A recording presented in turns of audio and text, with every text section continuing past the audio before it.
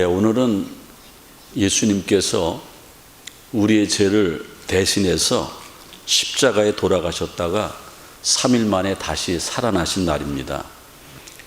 우리 기독교를 십자가의 종교라고 말하고 또 부활의 종교라고 말합니다. 십자가 사건과 부활의 사건이 없었다고 하면은 우리는 세상에서 가장 불쌍한 사람이에요. 십자가의 대속도 없고 영원히 사는 부활도 없는데 우리는 남들이 하는 거 다 안 하고 주일날이면 부활하신 주님 앞에 와서 예배드리고 평생을 살지 않습니까? 그런데 예수님의 십자가의 대속은 진짜고 예수님의 부활도 진짜이기 때문에 우리의 신앙은 불쌍한 신앙이 아니라는 겁니다. 우리 부활이라는 것은 우리 몸이 다시 사는 건데 어떤 분은 우리 지금 있는 이 육체로 다시 살아나는 줄 알고 끔찍하다는 거예요. 왜냐하면 지금 못생겼기 때문에 키가 너무 작기 때문에. 그런데 걱정하지 마세요. 제가 성경을 연구해 보니까는 우리가 죽었다가 살아나는 것은 지금 있는 육체로 살아나는 것이 아니고 새로운 모습으로 다시 부활한다라는 겁니다. 우리 기독교의 최고의 명절은 성탄절과 부활절인데 우리 기독교인들이 더 신경을 쓰는 게 부활절에 있습니다. 왜냐하면 성탄절은 우리 주님께서 우리를 구원하러 오시는 그런 날이고 부활절은 우리의 구원을 완성시키신 날이기 때문에 이 부활절은 기독교의 탄생의 가장 핵심적인 명절이 부활절이라는 겁니다. 그래서 오늘 여러분들 평소에 교회는 다니지 않지만은 부활의 아침에 나와서 예배드리는 것 굉장히 의미가 있는 겁니다. 우리의 부활 신앙은 신앙생활을 행복하게 합니다. 침울하지 않게 합니다. 세상 사람들이 가장 힘들어하는 것이 바로 죽음이죠. 그 죽음을 이길 수 있는 것이 바로 부활이라는 겁니다. 부활이 없다고 하면은 믿는 자들이 세상에서 가장 불쌍하다고 고린도전서 15장에 사도 바울은 말하고 있습니다. 특별히 만약에 부활이 없다고 하면은 평생 목회하는 저 같은 사람은 진짜 최악입니다. 정말 불쌍한 사람이에요. 근데 저는 행복자입니다. 왜냐하면은 예수님은 우리를 위해서 죽으셨고 부활하셨기 때문에 나도 영원히 사는 것을 믿고 있기 때문입니다. 근데 중요한 것은요, 우리 기독교 신앙은 만남의 신앙이에요. 부활하신 주님을 만나는 순간 우리의 인생은 최고의 축복으로 나가는 겁니다. 그래서 부활은 축복이라는 것이죠. 신앙생활에 부활을 믿는 것은 아무나 믿는 것이 아니죠. 어떤 분들은 예수님 믿습니까? 그러면 아멘, 그럼 구원받았습니다. 그러는데 사실은 예수님이 십자가에서 죽으시고 다시 부활하신 것을 믿습니까? 이거를 줄여서 하는 말이죠. 그러니까 부활을 믿는 것이 진짜 예수님을 믿는다라는 겁니다. 사랑하는 성도 여러분, 우리가 오늘 이렇게 모인 것은 부활의 주님을 찬양하기 위함인데 사람들마다 가장 힘들어하는 것이 뭐냐면은 아무리 교회 다니고 아무리 예배를 드려도 나에게 죽음이 다가온다라는 것을 힘들어합니다. 어떤 분들은 몸에 갑자기 이상이 왔어요. 계속해서 소화가 안 돼. 위에 문제가 있어. 그 위 내시경을 보면 되는데 혹시 위암일까 봐 겁나서 내시경을 못 보는 거예요. 그러다 실제로 제가 아는 분들은 모르고 사는 게 좋다고 그래서 한 50대 초반 되신 여자분인데 위내시경을 계속 거부하는 거예요. 소화는 안 되는데 결국에는 위암으로 돌아가셨어요. 우리가 건강에 대해서 걱정을 하지만은 우리의 생명은 무한하지 않다라는 겁니다. 그래서 사람들은 건강식품 먹고 운동을 하고 약을 먹고 하지만은 우리의 생명을 붙잡아 놓을 장수는 없다라는 거예요. 그래서 우리는 주님 앞에 나오는 거죠. 주님께서 우리에게 영원히 살 수 있는 비결을 가르쳐 줬는데 그것은 부활하신 주님을 영접하는 겁니다. 그래서 우리 기독교인들에게는 부활만큼 기쁨이 되고 또 소망이 되는 것은 없습니다. 부활은 가장 큰 기쁨이죠. 그래서 부활절에 우리가 사셨네 예수 다시 사셨네, 아까 이 찬송을 불렀는데 그 찬송 부를 때 제가 여러분들에게 보니까는 부활을 믿는 사람들은 기쁨이 있어요. 근데 그냥 부르는 사람은 기쁨이 없어. 여러분들 걱정하지 마세요. 부활하신 주님을 믿는 순간 우리는 영원히 사는 것을 믿으시기를 바랍니다. 그래서 우리는 신앙생활할 때에, 인생을 살아갈 때에 부활의 기쁨으로 살아가야 돼요. 우리 옆에 분들한테 인사해 봅시다. 부활의 기쁨으로 삽시다.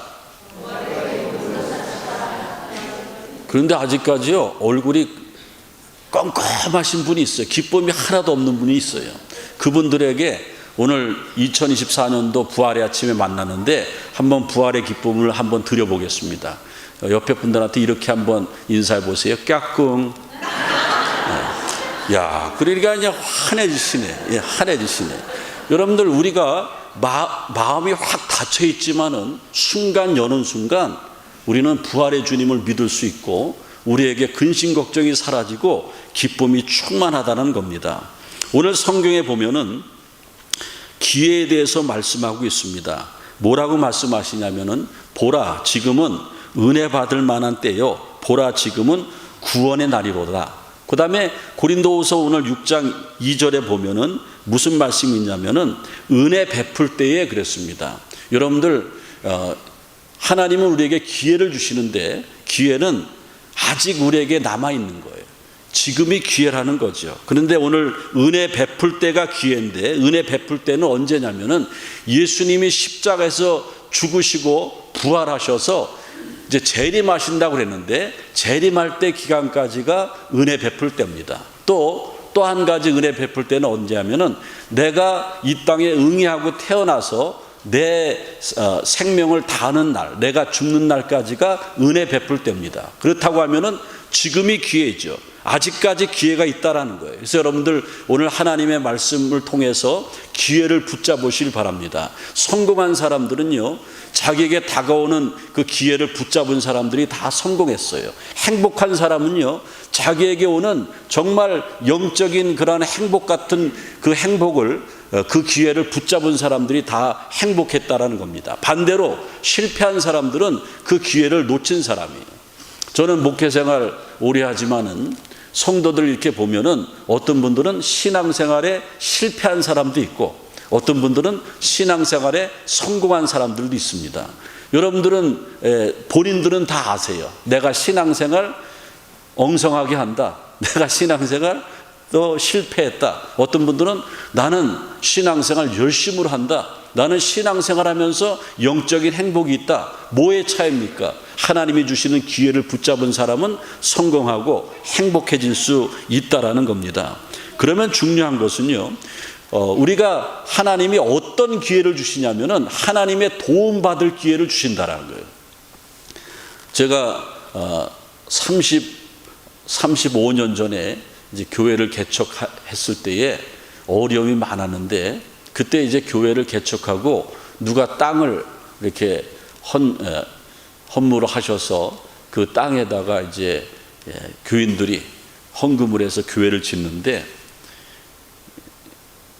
그 건축해 보시면 알겠지만은 인건비가 제일 많이 나가는 거예요. 그러니까 사람 손이 필요한데 그때 누군가의 도움이 필요합니다. 그런데 벽돌을 막 옮기는 데 있잖아요. 교인들이 신이 나니까는 조그만 애들이 이 런닝 샷스에다가 벽돌을 한 장씩 이렇게 해가지고 그걸 막 옮기고 막 그랬어요. 그때 야, 한국 속담에 배직장도 맞들면 낫다고 그랬는데 정말 일손이 딸리는데 조그만 어린아이들도 벽돌 한 장 한 장씩 옮기니까는 교회 건축 공사가 점점 빨라지더라고요. 그러니까 우리 사람이 살면서 독불장군은 없지. 어떤 분들은 나는 절대 도움 안 받아. 그리고 형제간들끼리 도움 주는 거를 탁탁 끊는데 도움 받을 수 있는 건 받아야 됩니다. 그런데 사람의 도움은 한계가 있어요. 부부지간에도요, 남편이 어려울 때에 아내가 도와주는 것 한계가 있고, 아내가 어려울 때 남편이 도와주는 것 한계가 있습니다. 부모 자식 간에도 도와주는 게 한계가 있어요. 사람은 사람을 대신할 수 없어요. 그래서 우리는 하나님을 의지하고 하나님의 도움을 간구하는 것입니다.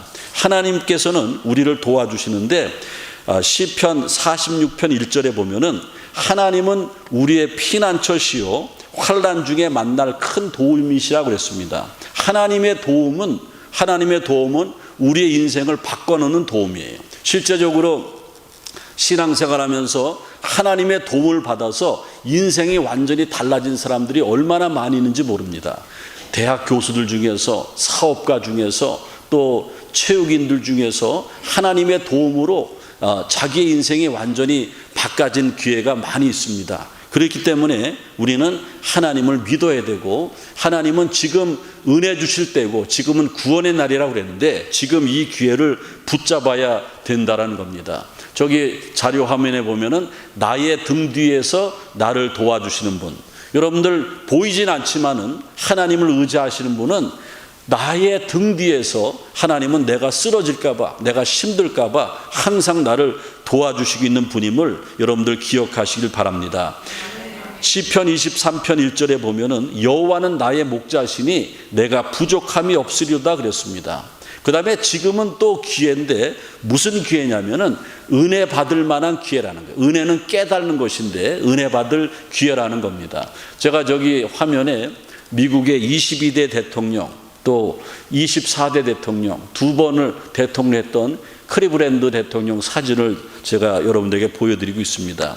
저 클리브랜드 대통령은 청소년 시기에 탕하였습니다. 방탕자였어요. 얼마나 그 술을 좋아하고 그 다음에 도박을 좋아하는 친구들을 만나가지고 술을 마시고 돈을 낸 적이 없고 항상 시비를 걷고 파기하는 일을 일삼았습니다. 그러던 어느 날 우연히 저 클리브랜드 대통령이 청소년 시절에 교회 앞을 지나가는데 교회 앞에 저런 성구가 붙여 있는 것을 발견을 했습니다. 그 말씀이 뭐냐면은 로마서 6장 23절의 말씀인데 죄의 값은 사망이요 하나님의 은사는 예수 그리스도 우리 주 안에 있는 영생이니라. 클리브랜드 저 대통령은 청소년 때 자기가 술 먹고 부시고 싸우고 하는 이 삶이 온전하지 않은 삶임을 알았는데 순간 하나님의 말씀을 보는 순간 자기의 죄를 깨닫게 됩니다. 그래서 그때에 예배 드리는 시간인데 친구들은 이제 술집으로 또 가는데 술집으로 안 가고 그때 교회로 들어갔어요. 교회로 들어가서 저 말씀 한마디에 죄의 삭은 사막이라는 저 말씀 한마디에 주님 앞에 무릎을 꿇고 주님을 믿기로 작정을 했습니다. 여러분들 은혜가 뭔지 압니까? 은혜는 선물이에요.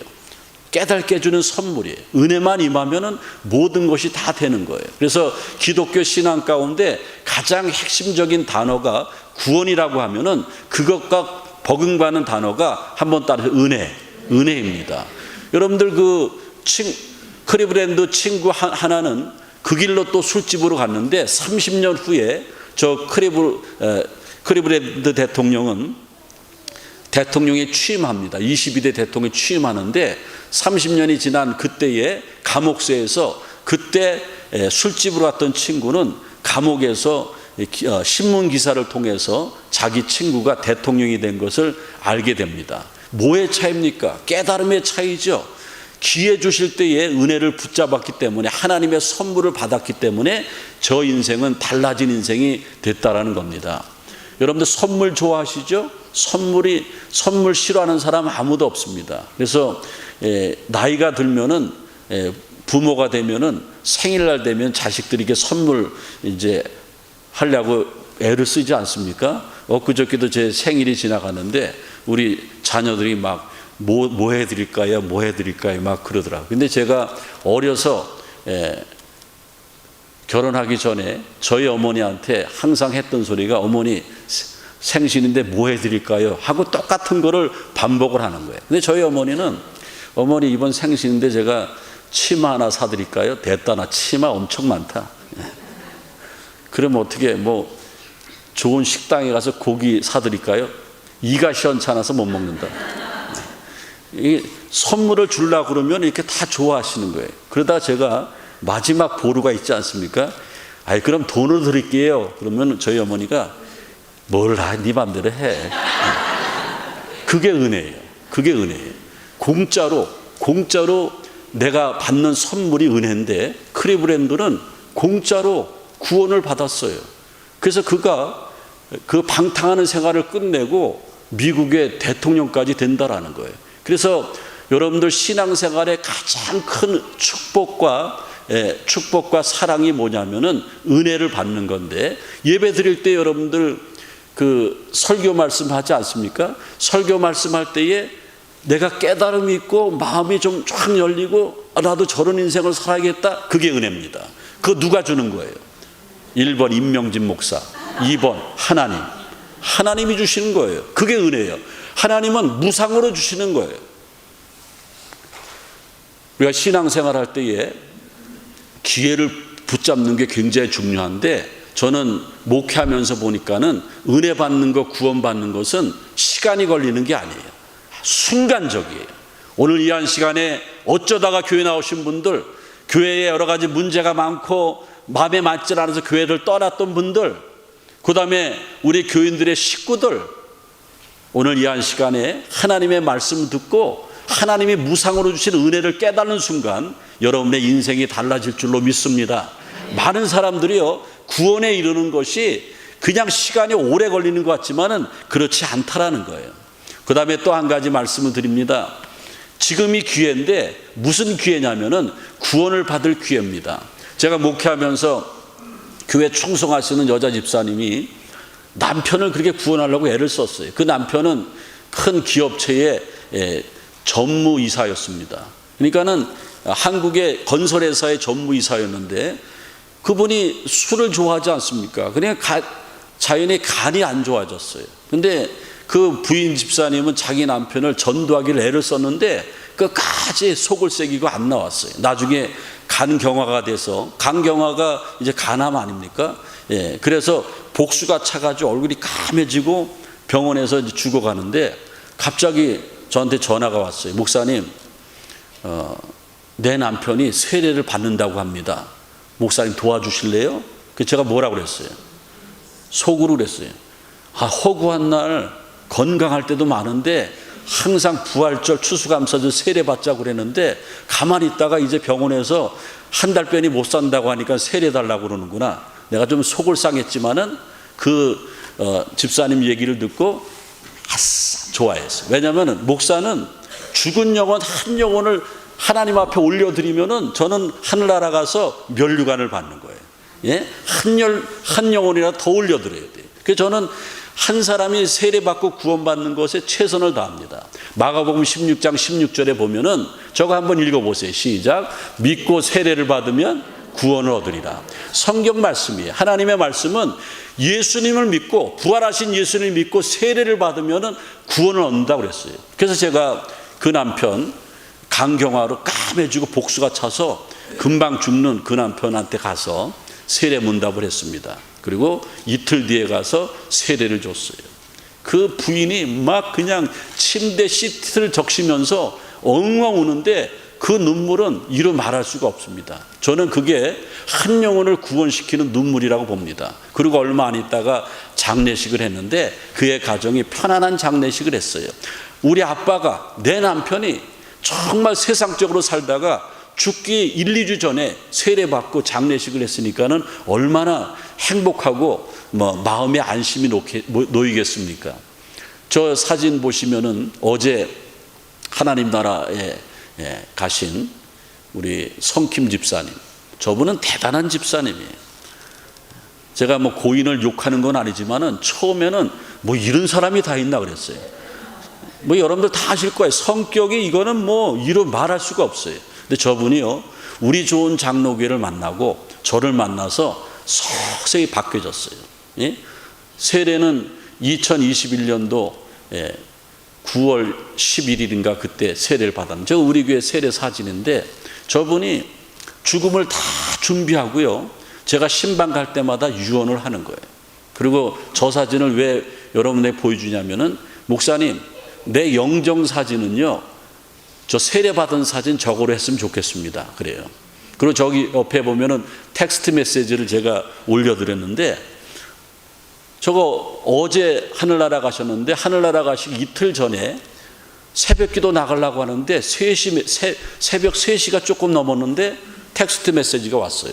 이분은 지금 산소 호흡기 꽂고 집에서 거의 힘이 없어요. 그런데 이 손가락으로요 텍스트 메시지를 찍는다라는 것은 이거는 뭐 대단한 거예요. 그리고 뭐라고 저기다 썼냐면, 목사님 오늘 오전 9시에서 10시 사이에 저한테 오실 수 있습니까? 신방해달라는 거예요. 그러면서 쫙 메시지를 보면은 자기가 하나님을 믿게 된 거 너무나 감사하고, 이제 내가 갈 시간이 됐는데 내가 사랑하는 모든 사람들이 하나님의 큰 축복을 받고, 나처럼 이렇게 확신을 가지고 인생을 마무리했으면 좋겠습니다. 저 텍스트 메시지 보면은 나의 목사님, 사랑하는 목사님, 하트 뿅뿅뿅뿅뿅. 저는요 목회 생활하면서 이렇게 행복한 순간이 없었어요. 내가 정말로 눈물로 감사 않고 말씀으로 사역하고 했더니만은 그냥 죽기 전에 자기가 구원받은 것을 너무나 확신하는 거예요. 여러분들, 지금이 기회입니다. 지금이 무슨 기회냐면은 구원받을 기회예요. 얼마나 행복합니까? 그리고 어제 아침에 전화가 왔어요. 돌아가셨다고.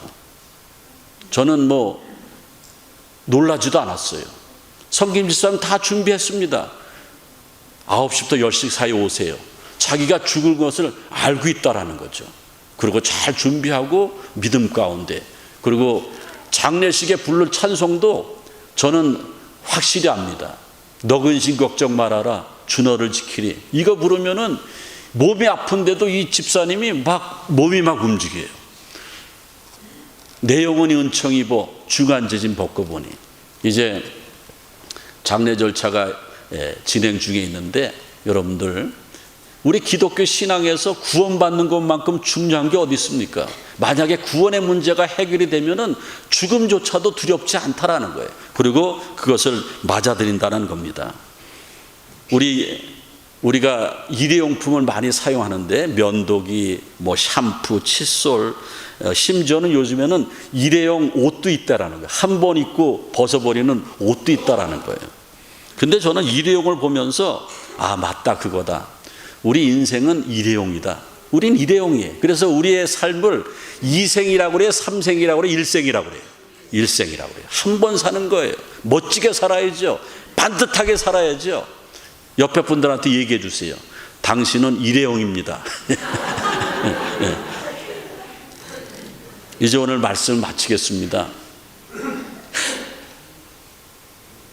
신앙생활 할 때에, 교회 다닐 때에 영적인 기회를 잘 붙잡는 사람은 행복한 사람이에요. 그래서 구원받을 수 있는 사람입니다. 오늘 중요한 것, 부활의 아침에 우리 주님께서 말씀 주셨는데, 내게로 오라, 내가 너를 도와주리라. 내게로 오라, 내가 무상으로 은혜를 주리라. 내게로 오라, 확실한 구원을 주리라. 그 주님 앞에 결단하는 부활의 아침이 되시기를 주님의 이름으로 축원을 드립니다. 주님 감사합니다. 오늘 이렇게 거룩한 부활절 아침에 사랑하는 교우들과 함께 부활하신 예수님의 말씀을 생생하게 전하고 나누게 하신 것 감사함을 드립니다. 2024년도 우리 좋은 장로교회 부활절 예배에 참석한 우리 모두 장차 그 나라에서 다 만날 수 있는 부활의 신앙을 덧입혀 주시옵소서. 부활이요 생명이신 예수님의 이름으로 기도하옵나이다. 아멘.